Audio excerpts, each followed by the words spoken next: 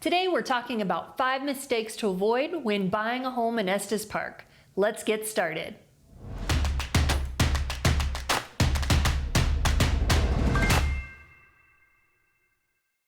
If you're like most people who visit Estes Park and Rocky Mountain National Park, you end up falling in love, and as soon as you leave, you start counting the days until your next trip. Then, after a few more visits, you start to think, I could probably live here.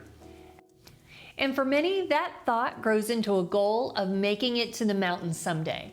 One of our favorite things is helping people make that dream a reality.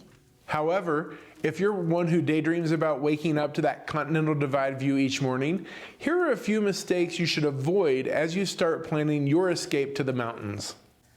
Hi, we're Jeff and Julie Abel with the Abel team, and we're sharing 5 mistakes we see people who are moving to Estes Park make and how we can help you avoid them.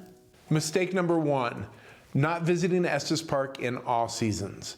One mistake we see a lot of people make is visiting Estes in the summer or fall when the weather is beautiful. They fall in love and don't think about what winter and spring may be like. So we encourage potential buyers to try to visit in all seasons if possible. The town is very different in the winter than it is in the summer and fall. In the summer, as a local, you may get frustrated with the influx of traffic that comes with having over 4 million visitors to Rocky Mountain National Park. But you could also get blue skies, perfect days, and very cool evenings. And in the fall, you get changing leaves in the elk rut, but you also get early snow and oftentimes Halloween costumes that need to fit over winter coats. In the winter, Estes can be a wonderland with Christmas lights and a slow pace, but you also get very cold temperatures and the town shuts down even earlier in the evenings. In spring, spring, or what we call fall spring. With an occasional warm day, you get the hope of warmer weather, green grass, and flowers, but that often comes with a spring blizzard bringing feet of snow, and there's nothing quite like those March winds. For many, the changes in season are drastic, and occasionally we get new neighbors, make it through a round of all seasons, and decide that Estes isn't what they were expecting. So we encourage buyers to make sure you're familiar with the weather conditions and knowing what to expect before you make that leap. Mistake number 2, not understanding the Estes Park job market. Another mistake people sometimes make is not understanding the job market before making a move here. For some people, this isn't an issue. Estes Park has a large number of retirees and a growing number of people who can actually work from anywhere that choose to live here. This has become easier with the new broadband fiber network that the town has been installing. However, if you're considering a move and hope to find a job once you're here, we encourage you to do a little bit of research and planning ahead of time. Estes Park's economy is primarily tourist driven, and therefore service and hospitality industry jobs make up the majority of the workforce.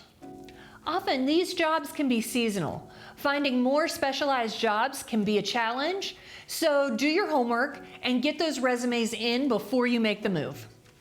Mistake number 3, underestimating the cost of moving to and living in Estes Park. Often buyers get caught up in the idea of living in Estes Park and don't take into account the true cost of living here. Living in Estes can be much more expensive than living in most other parts of the country. However, it can be significantly cheaper than others. So buyers need to factor in home costs, property taxes, utilities during especially cold winters, higher grocery prices, and gas for trips down the mountain as part of their monthly budget. Mistake number 4, not understanding the current real estate market. When preparing to purchase a home here in Estes Park, it is important to have an agent who can explain the current market and help you come up with the best strategy for finding your new home, and then getting an offer accepted. We're almost always in a strong seller's market here in Estes Park, so it's important to consider all those factors that go into a successful offer, not just the price. Often other terms are just as important or even more important for the seller. Having an agent who knows the market, who acts quickly as new properties are listed, and who communicates both with you and the listing agent can help you make a successful offer on your dream home. In this market, he or she who hesitates is lost. And mistake number 5, not hiring a local experienced realtor. One of the biggest mistakes home buyers make when moving to Estes Park is not using a local experienced realtor. You want someone who lives here and knows the community and the neighborhoods.